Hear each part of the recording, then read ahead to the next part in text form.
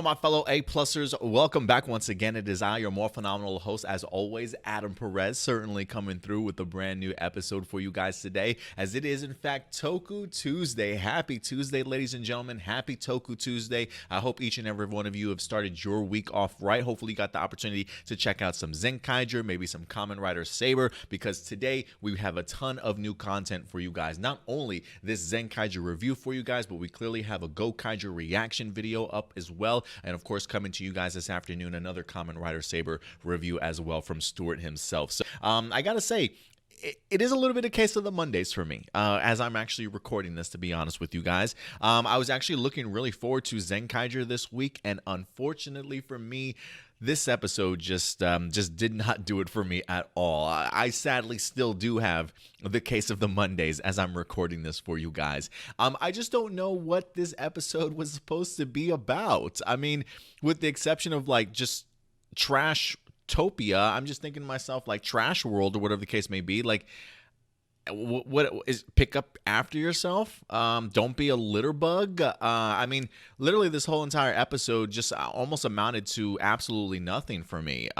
Maybe learning a couple of tidbits of information about some of our characters with a rather interesting scene or two, but other than that, this episode was actually quite forgetful. So I'm actually a little bit bummed that I wasted 30 minutes of my life in this week's episode. Now, again, these are just my A-plus opinions, guys. At the end of the day, I definitely want to know yours. Maybe this episode really worked for you, and if it did, I'm not here to go ahead and yuck on your yum, as one of my fellow YouTubers used to say. But if anything, if you enjoyed it, explain to me certainly why you did. I definitely want to go ahead and know your thoughts in the comment section box below, or certainly the live chat as this video is airing.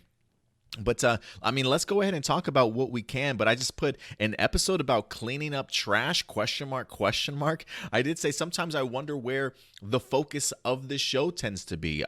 You know, I'm kind of wondering what the trajectory of Zenkaiger is certainly going to be. I mean, look, you know, I look at the preview for something like next week's episode, and we have returning Super Sentai and like big old Zords and stuff, right? So there clearly is some sort of celebration for the 45th anniversary certainly going on, but I really don't know what it all means in regards to the big overall arcing story that we're supposed to be having here, right? I get the idea that Kaido wants to be the first at a lot of things, and I feel like for the most part, maybe each episode has had a first that he's kind of achieved for himself, but is that the route that we're really going to be going?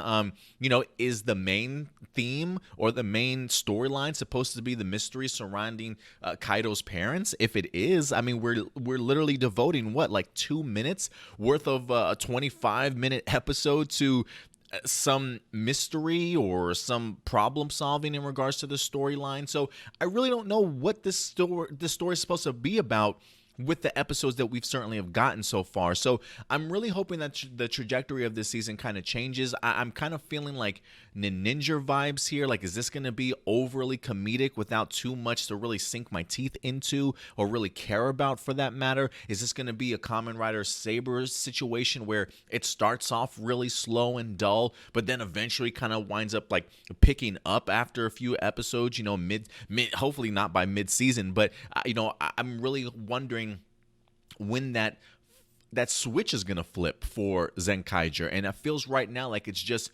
spinning its wheels, not really amounting to much of anything to truly care about, to be honest with you. So I mean, look, we got another episode this week where we've got the Trash-topia or Trash World out here. He's now on Earth. He's literally spewing trash everywhere he goes, making landfills left and right, trying to drown everybody in their own trash or whatever the case may be. So this is very much sort of like a Vroom-centric episode. And you guys know I'm a big Vroom fan. So I did at least like his part to do in this episode. You know, the sense of him coming from the library, he runs across the idea of Trash World in here, and considering the fact that he even considers himself a cleaning enthusiast, which I thought was a great title for Vroom in here. This is really his time to shine. So I really love seeing just how well organized he was, But not just that, but just how much he even got on the case of everybody else, right? Like the idea of cleaning. I don't even know if it was Vroom's original idea. I mean, he's a cleaning bot, so he's literally gonna clean whether you ask him or not. But I love the fact that Kaido has this enthusiasm to at least like, yeah, let's be the first to be a super team of cleaning up trash heroes or whatever the case may be. But you quickly get the opportunity to see here that, like most of us, when we get to cleaning, we get distracted, right? The littlest things like, oh, I haven't even seen this book in a while, and start reading, right? You sit down, maybe get a little bit too comfortable, sort of thing. So I love all the distractions that wind up coming up for everybody, and having somebody like Vroom try and like be a drill sergeant and get everybody back in focus and in line. Because if the distraction wasn't terrible already, they also had to deal with laziness that wind up striking them, which I think was the second half of Trash World's powers this week. So again, I love getting the opportunity to see Vroom really being so well organized, so quick in his cleaning, being able to take what he's learned for most of his life really and just execute it to perfection. So some really great moments in here in regards to him confronting Trash World, cleaning up after himself. I love seeing him bust through the mound of trash and then like try and transform or use his gear tlinger, and he blows the roof off of the pile that he's under. So I thought that was a pretty cool scene overall. But I will say this, the only other person that really stood out to me in this episode was maybe Majin. The idea that we quickly come to find out that as adorable and as cute as she certainly is, she's a mess. She literally is just clumsy and messy, clearly. Like, it almost reminds me of like a younger brother or a younger child that doesn't like to clean up their room, sort of thing. And before you know it, when you walk in, there's maybe like one path to the bed, but the rest of the floor is covered, right? They got piles of clothes and just trash all over the place, sort of thing. So that did kind of make me laugh that, we kind of look at Majin so cute and innocent, but when you do see that other side of her, like, girl, your room is a mess. So she definitely doesn't know how to clean up after herself, and quite clumsy. I was actually pretty surprised to see how clumsy she certainly was. But one person that wasn't having it was Yichan, was the grandmother in Yichan. I do love the fact that Kaido is pretty much like okay with the habits of Majin, right? Like, after you've defeated Trash World and you see exactly how much of a mess this person makes, the idea of Majin's room being dirty is like absolutely nothing, right? So the fact that Kaido dismisses it without even correcting Majin, I love the fact that it's Yichan at the end of the episode when Majin's about to go upstairs with all this candy and all the wrappers and all the trash that's about to be left behind. I love the fact that Yichan winds up actually speaking up and scolding her, like, hey, pick up after yourself. You know what I'm saying? So at least there's one parent in the house here that can clearly, hopefully, keep everybody in line, because poor grandma feels like she has to deal with like 5 kids at this particular point in time. I thought Majin was a little bit older based off of the relationship between her and Jurin.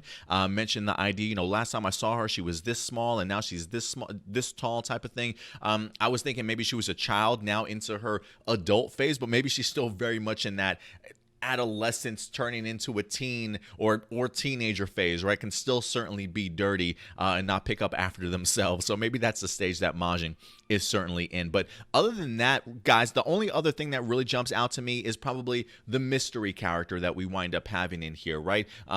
Winds up popping up in the middle of Kaido trying to help somebody take a refrigerator off their car, trying to clean up after themselves.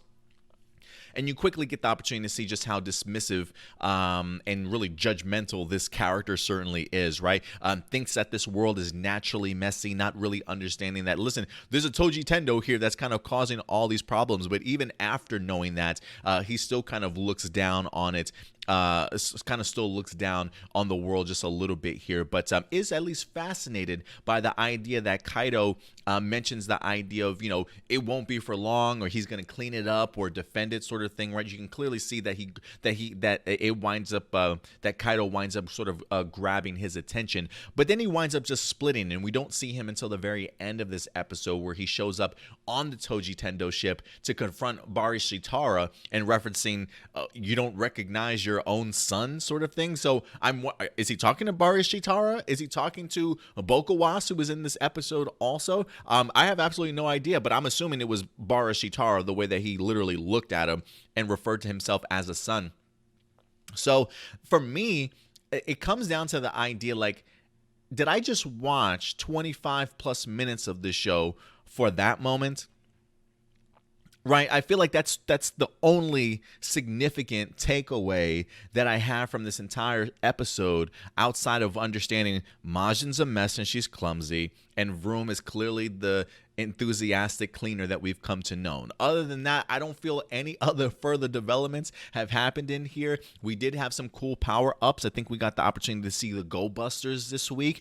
We saw Majin doing the ready, go type of thing with the speed from Horomu, and then of course you had Vroom, who wind up utilizing Yuji's power to go ahead and kind of crack the earth. So I guess for me, Vroom and Majin definitely stood out this week. They definitely had a really great partnership, kind of working here a little bit. Especially even them tag teaming when it came down to the Zord battle, right? Because of the fact that they actually combine with one another.